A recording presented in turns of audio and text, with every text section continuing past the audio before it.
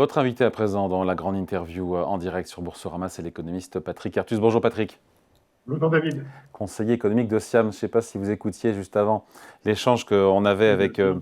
Marc Vigneault de l'Opinion sur ce rapport du Haut Commissariat à la stratégie au plan qui préconise de taxer à 30% tous les produits chinois qui rentrent en Europe. Vous êtes pour ou vous êtes contre, vous? Le problème, c'est bon, c'est assez terrible parce que on sait que la Chine a 30 ou 40% de coûts de production en moins pour la plupart des produits industriels. Et comme le disait Marc, c'est pas que le bas de gamme, c'est aussi des produits haut de gamme dans l'électronique, dans les produits pour la transition énergétique, dans les voitures, etc. Mais des droits de douane, d'abord, il faut éviter le contournement. On voit bien ce qui se passe avec les États-Unis aujourd'hui. Les exportations de la Chine vers les États-Unis chutent et les exportations de la Chine vers les pays d'Asie du Sud-Est explosent et on a une donnée qui montre que 40% de ces exportations chinoises vers les pays d'Asie du Sud-Est sont des produits réexportés Vers vers les les États-Unis. États-Unis. Donc il y a un contournement Bon, des droits de alors, douane donc, par la comment on gère Chine. le contournement? Hmm. Et puis, deuxièmement, ce qu'a dit Marc, comment on gère les représailles? Si l'Europe met 30% de droits de douane sur les produits chinois, la Chine mettra 30% de droits de douane sur les produits Et qui agricoles a le et de plus à luxe, perdre? etc. Qui a le plus à perdre dans le déficit commercial bilatéral entre Chine et Europe? C'est un piège affreux, parce que si on fait rien, on perd la moitié de notre industrie. C'est le rapport du commissariat au plan. Et ce qu'on peut faire est assez inefficace parce qu'à nouveau, il ne faudrait pas simplement viser les produits chinois, il faudrait viser tous les produits des filiales des entreprises chinoises dans le reste du monde, quoi. Donc c'est insoluble. Et ben, la meilleure solution, ce serait effectivement la dépréciation du taux de change. Le problème, c'est que De l'euro. d'abord, c'est l'euro, mais la BCE a peut-être une petite possibilité d'une petite baisse des taux d'intérêt parce que l'inflation de la zone euro peut-être va tomber en dessous de 2%, mais ce n'est pas totalement sûr. Si on regarde l'inflation sous-jacente, elle est toujours à 2,2, mais ça ne fera pas baisser de 30% l'euro, hein. Mm. Et donc, il faudrait organiser un accord du genre Plaza qui prévoit des ventes par la Chine de dettes publiques des pays de la zone euro, histoire de faire baisser l'euro et de rétablir la compétitivité. Ça serait beaucoup moins dangereux que d'essayer de rétablir la compétitivité de l'Europe par des droits de douane. Patrick, c'est 30 à 40% de coûts de production plus bas, plus faibles en Chine par rapport à l'Europe dans l'industrie. C'est lié à quoi? C'est lié au salaire, entre 500 et 700, 800 euros par mois pour un Alors, ouvrier, c'est lié ou à pas que tout. ça? C'est lié à la très faible rentabilité des entreprises chinoises. Si vous regardez le return on equity des entreprises cotées chinoises, il est de 5%. Et donc, c'est des entreprises très peu rentables, donc qui n'ont pas d'exigence de rentabilité pour leurs actionnaires. C'est lié aux aides publiques et c'est lié au coût du travail, c'est lié au prix de l'énergie, enfin, c'est lié à tout. Mais aussi, il faut reconnaître que les Chinois font un effort de recherche-développement. Vous savez que la recherche-développement en termes de dollars de parité de pouvoir d'achat, les dépenses de recherche-développement sont les mêmes en Chine qu'aux États-Unis, hein. Et donc, il y a eu un effort d'innovation et de recherche-développement colossal en Chine qui a été fait. Et d'ailleurs, si vous regardez le nombre de PhD dans les matières scientifiques, il y en a plus de 2 fois plus en Chine qu'aux États-Unis. Donc, il y a une élévation de la qualité des ingénieurs chinois associée à des aides publiques, associée à un effort de recherche. C'est assez légitime que la Chine devienne plus rentable, mais normalement, ça devrait entraîner une appréciation de son taux de change vis-à-vis, par exemple, vis-à-vis de l'euro. Et ce qui n'est pas le cas. Comment il évolue le renminbi par rapport à l'euro sur 5 ans? Alors, il a baissé, hein, le renminbi. Alors, il a arrêté de se déprécier, mais il s'est déprécié sur 5 ans vis-à-vis de l'euro et vis-à-vis du dollar, vis-à-vis de toutes les monnaies. Retour en France, Patrick. Bon, pendant ce temps-là, le taux de chômage en France s'approche des 8%, 7,9%. On a eu le chiffre ce matin, hausse de 0,6 points en un an, c'est pas négligeable. Est-ce que c'est inquiétant? Est-ce qu'il faut redouter une poursuite de cette hausse du chômage ou on est arrivé sur un plateau haut? Alors, la question que vous posez, c'est la même question qui est est-ce que les gains de productivité qui sont réapparus en France depuis 2 ou 3 ans sont transitoires ou sont permanents. Alors, il y a des thèses différentes chez les économistes. Par exemple, mes camarades de l'OFCE pensent que c'est des gains de productivité permanents, qu'il y a un redressement de la productivité en France, peut-être lié à l'intelligence artificielle, lié à la rationalisation des entreprises. Moi, je crains que ce soit provisoire, parce que il y a deux effets qui peuvent provoquer des gains provisoires de productivité. C'est la baisse du nombre d'apprentis et c'est la disparition des entreprises qu'on appelle zombies, hein, qui ont survécu depuis le Covid et qui disparaissent aujourd'hui. Et donc, c'est très difficile. Donc, si on a uniquement des gains de productivité transitoires liés à des espèces de nettoyage de l'économie, eh ben, le taux de chômage va se stabiliser dans le futur, hein, puisque avec 1% de croissance, on a nettement plus de création d'emplois, productivité constante.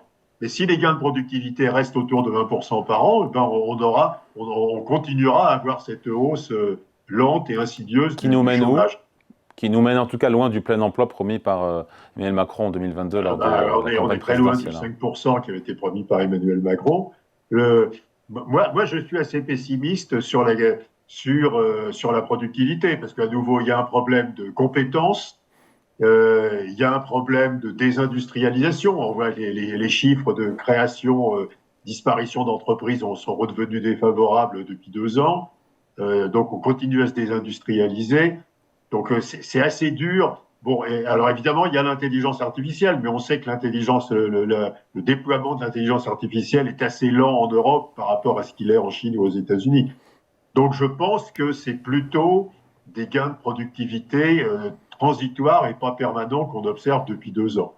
Mais si je me trompe, on va, si on continue à avoir plus de gains de productivité que la croissance, Ça nous mène on où? va avoir, et puis peut-être que l'intelligence artificielle va renforcer ce problème, parce qu'on sait qu'il y a plein de professions où il y aura des destructions d'emplois liées à l'implantation de l'intelligence artificielle, dans le codage, dans la médecine, dans la traduction, dans la gestion de dossiers, etc. Et on ne sait pas encore quels emplois seront créés pour compenser ces destructions d'emplois. Qu'est-ce qu'on voit, Patrick? Qu'est-ce qu'on voit aux États-Unis? Ils sont en avance Alors sur aux nous, États-Unis, c'est sur très la. intéressant. Ouais. Alors aux États-Unis, on voit que les deux seuls secteurs qui créent des emplois, c'est la santé et les loisirs. Et ça, c'est le comportement des riches Américains. Les riches Américains se font soigner et vont au restaurant et partent en vacances. Et que les secteurs où on voit le déploiement de l'intelligence artificielle assez rapide détruisent des emplois. Par exemple, le cas des services financiers, des services juridiques, du transport, de la logistique, etc.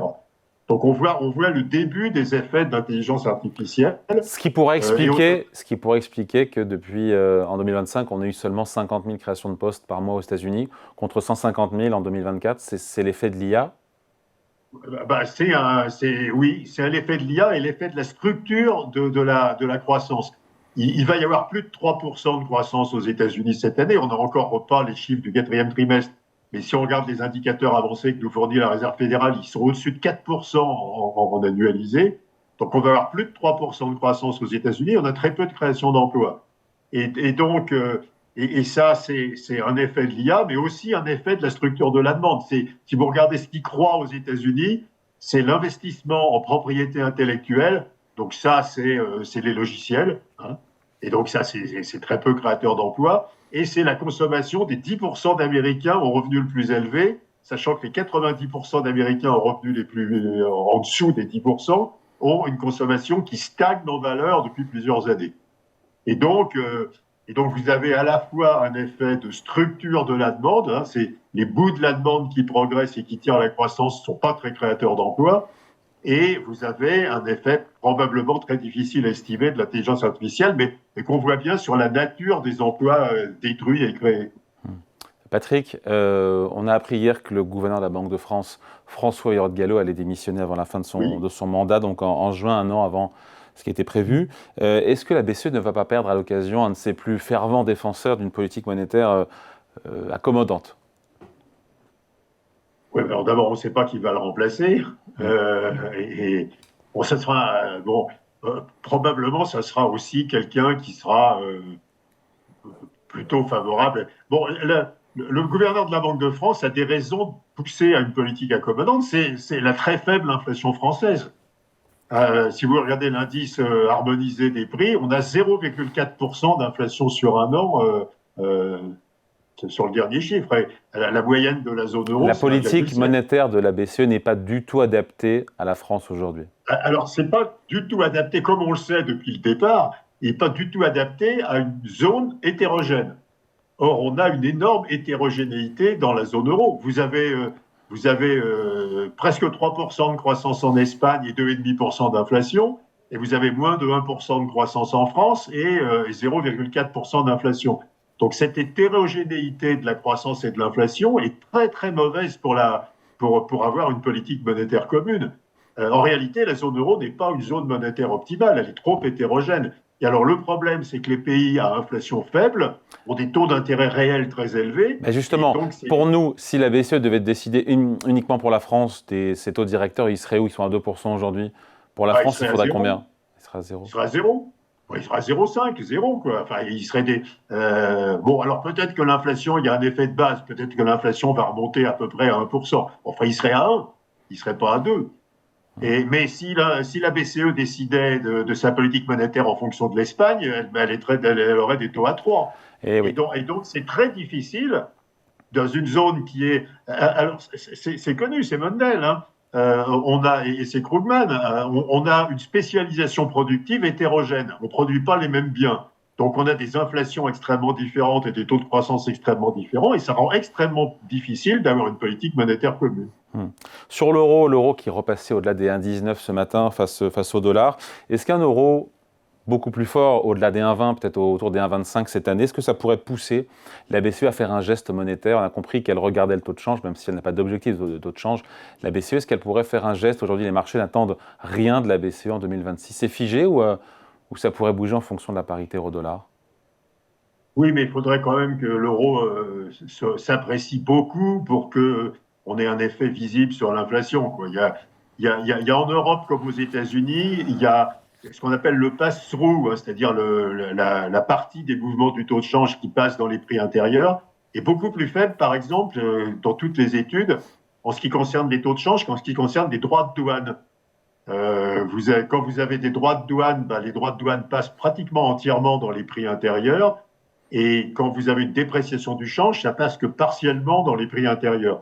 Donc il faudrait que l'euro probablement augmente au-dessus de 1,25 par dollar pour que la BCE commence à se poser la question de baisser ses taux d'intérêt. Juste, je repense au gouverneur de la Banque de France on l'interrogeait sur le Bitcoin qui est descendu à 60 000 $. On a largement évoqué le Bitcoin hier qui a monté, on est juste en dessous des 70 000 $. Mais il disait que la plongée du Bitcoin n'était pas systémique, le gouverneur de la Banque de France. Il a raison ou il a tort? Le problème, il y a plein de problèmes avec le Bitcoin. Bon, ça n'a aucune vertu sauf spéculative. Il y a très peu de transactions en Bitcoin. Regardez le poids des biens qui sont payés en Bitcoin, c'est extrêmement ridicule. Donc c'est une vertu absolument spéculative. C'est un gâchis d'épargne. Quand vous achetez des bitcoins, au lieu d'acheter de la dette d'entreprise ou de la dette publique ou des actions, vous stérilisez l'épargne qui va faire monter le prix du bitcoin. Donc en réalité, c'est très mauvais pour le bien-être d'avoir ce genre d'actifs. Ouais, moi, je ne vois pas l'intérêt d'ajouter à la liste des actifs disponibles un actif. Ouais, mais pardon, je vous coupe juste. Quand on achète de l'or, c'est pareil pour l'or. L'or papier, c'est la même chose pour l'or papier. On pourrait vous opposer les mêmes arguments. Le stock d'or, c'est à peu près, il vaut le stock d'or, c'est à peu près 30 000 milliards de dollars. Et c'est 30 000 milliards de dollars qui sont retirés c'est de l'épargne qui est stérilisée dans la détention d'or alors qu'elle aurait pu financer l'économie, quoi. Je veux dire. Et donc, c'est très mauvais pour le bien-être d'avoir ces actifs spéculatifs. Bon, alors pourquoi est-ce que ces actifs spéculatifs ont été populaires jusqu'à... l'or est encore populaire, mais l'argent, le bitcoin ont beaucoup reculé. C'est toujours la même chose, hein. C'est l'incertitude sur la politique monétaire des États-Unis et l'incertitude sur la crédibilité de la réserve fédérale. Et donc, vous voyez que le prix de l'or, le prix de l'argent, le prix du bitcoin ont beaucoup reculé avec la nomination de Kevin Warsh à la réserve fédérale, parce que les marchés pensent que c'est une personne sérieuse. Pour cela étant, il a quand même dit qu'il était favorable à une baisse très forte des taux d'intérêt à court terme des États-Unis. Et peut-être que les marchés vont revenir sur cette perception de sérieux lorsqu'il sera vraiment à la présidente de la Réserve fédérale. Mais c'est vraiment la crédibilité de la politique monétaire des États-Unis qui explique les mouvements de ces actifs spéculatifs. Donc, selon vous, Kevin Warsh, qui sera en poste, je crois, en mai ou en juin, à la tête de la Fed, Oui. il n'est pas tout seul, il va plaider pour des baisses de taux, mais il n'est pas le seul. Alors, il n'est pas tout seul, il oui. n'aura pas la majorité au FOMC, mais il va plaider pour des baisses de taux et pour la réduction de la taille du bilan de la Réserve fédérale, parce qu'il a toujours été hostile à l'utilisation de ce qu'on appelle le quantitative easing, d'achats essentiellement de titres publics par la Réserve fédérale qui font gonfler la taille de son bilan. Fed qui en fait de nouveau, Fed qui a recommencé à acheter des titres pour le coup de maturité courte. Qui a recommencé le quantitative easing et qui est sorti du quantitative tightening, ce qui est l'inverse du quantitative easing. Donc, si on écoute Warsh, il va baisser les taux d'intérêt à court terme et il va réduire la taille du bilan de la Réserve fédérale. Et donc, c'est compliqué parce que c'est une politique qui va faire baisser les taux d'intérêt à court terme et qui va faire monter les taux d'intérêt à long terme. Et alors, les effets nets de cette politique, par exemple sur le dollar, sur les indices boursiers, sont pas clairs, quoi. Parce que des taux d'intérêt à court terme plus bas, ça veut dire un dollar plus faible et des actions plus chères. Mais des taux d'intérêt à long terme plus élevés, ça veut dire des obligations américaines plus attrayantes. Et c'est mauvais pour les actions. Donc l'effet de ce que pourrait chercher à faire Kevin Warsh à la tête de la Fed, l'impact est assez incertain à vous écouter sur les marchés financiers. Il y a des effets, à nouveau, vous quantifiez la courbe des taux. Donc vous avez un effet stimulant qui vient des taux d'intérêt bas plus bas, de cours plus bas, et un effet de contraction qui vient des taux d'intérêt longs plus hauts. Donc c'est pas évident l'effet net sur le dollar, sur les actions. J'ai pas eu ma réponse à ma question sur si le Bitcoin devait continuer à baisser. Est-ce qu'il pourrait y avoir un effet systémique sur le reste des marchés financiers selon le gouverneur? C'est pas le Bitcoin, parce que bon, l'inquiétude, c'est les stablecoins. Et en particulier, c'est les stablecoins qui sont émis par des émetteurs de stablecoins qui ont utilisé les crypto-monnaies pour nourrir une partie de leur actif. Et ça, dans la nouvelle régulation américaine, quand vous émettez des stablecoins, vous devez investir uniquement en titres du Trésor des États-Unis.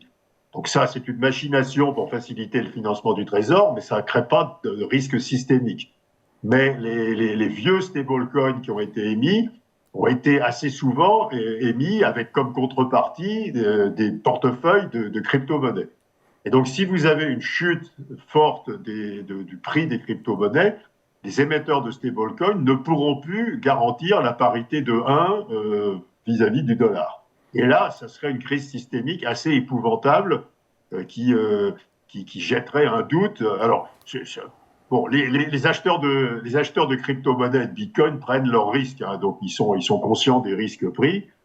Les acheteurs de stablecoins sont probablement pas conscients des risques systémiques pris. À nouveau, la nouvelle régulation est rassurante parce que, à nouveau, son objectif essentiel, c'est d'attirer de l'argent vers le Trésor des États-Unis. Mais ça ne crée pas de risque systémique mais à nouveau, le fait que des actifs d'émetteurs stablecoins soient nourris en crypto-monnaie, ça crée un risque systémique. D'ailleurs, le secrétaire Scott Bessent au Trésor a été interrogé sur un potentiel soutien au marché des cryptos. Ni soutien ni renflouement du Bitcoin. En tout cas, il a dit qu'il n'avait pas les pouvoirs, ou je ne sais plus. Enfin bref, il a un peu botté en touche. À juste titre ou pas, on sait que Donald Trump s'est largement engagé en faveur du business des cryptos. Oui, mais enfin, le Trésor va commencer à acheter à un certain moment, on disait que le Trésor des États, que la Réserve fédérale devait acheter des voitures pour soutenir le marché de la voiture américaine. Non, enfin, je veux dire, Banque centrale ne peut pas faire n'importe quoi. Donc, non, je crois qu'il est exclu qu'il y ait une intervention publique pour soutenir le marché des crypto-monnaies.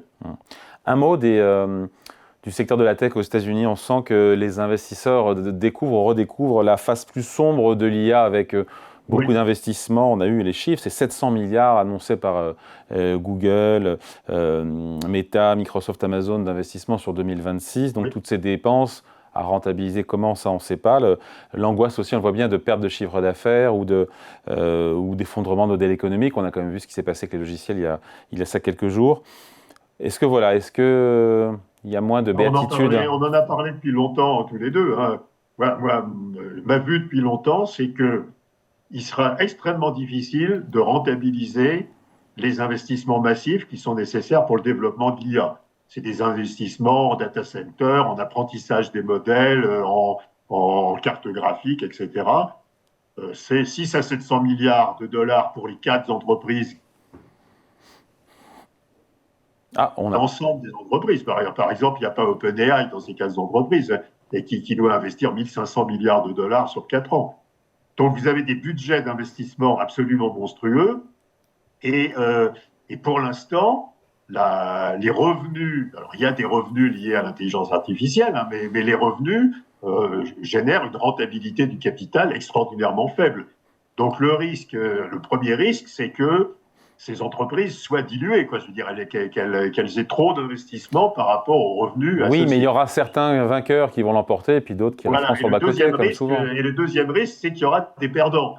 Et donc, il n'y aura pas 5 ou 6 qui se partageront le marché. À terme, il y en aura un. Donc, mon pari, ça sera Google, quoi. Je veux dire, hein. Je pense que Gemini est quand même assez en avance, en particulier sur d'autres aspects que sur l'aspect consommation d'énergie, sur l'aspect consommation de GPU. Et donc, il n'y aura pas que des gagnants. Et il y aura des fates, quoi, dans le monde des développeurs de modèles d'intelligence artificielle. Et donc, le marché price ça. Si vous regardez les 7 magnifiques, ils ont baissé depuis leur point haut en cours de 8%. Bon, mais c'est pas un effondrement, quoi. Je veux dire, hein. On a toujours un PER sur le Nasdaq de 35, quoi. Je veux dire, hein. Donc le marché américain reste extraordinairement cher à cause des boîtes de la tech. Moi, à nouveau, j'ai cette double inquiétude. C'est il y a trop d'investissements par rapport aux revenus futurs qui seront générés. Et 2, il n'y aura pas que des gagnants. Il y aura des perdants dans cette course au développement de l'IA. Et en même temps, et on finit là-dessus, on a vu le Dow Jones dépasser il y a quelques jours les 50 000 points. Ça dit quoi? Oui, mais c'est pas la tech. Bien sûr, mais justement, c'est ça mon point. C'est de dire justement qu'il y a... C'est l'énergie, c'est l'armement, c'est l'annonce aussi de la hausse de 50% des budgets militaires aux États-Unis. Enfin, non, mais ça veut dire que les investisseurs diversifient. De l'industrie, quoi. Ça veut dire que certains investisseurs diversifient, sortent un peu de la tech. Enfin, sortent en tout cas, allègent un petit peu la tech dans le portefeuille. Oui. Si vous regardez sectoriellement, aujourd'hui, depuis quelques mois, il était bien d'être pas investi dans la tech, était investi dans les matériaux de construction, dans l'industrie manufacturière, etc. Et dans les télécoms, mais pas et dans l'énergie, et pas dans la tech. Donc, donc il y a quand même une rotation sectorielle assez importante sur le marché des actions américaines, mais qui ne va pas très loin. À nouveau, les 7 magnifiques ont baissé de 7 ou 8%, alors qu'on peut penser que potentiellement, il y a une baisse beaucoup plus forte de certaines entreprises de la tech. Et il y aura une discrimination. Le marché va commencer à cibler les gagnants et les perdants. Allez, merci beaucoup. Entretien avec l'économiste Patrick Artus, conseiller économique d'Ociam dans la grande interview en direct sur Boursorama. Merci Patrick, à bientôt. Merci David.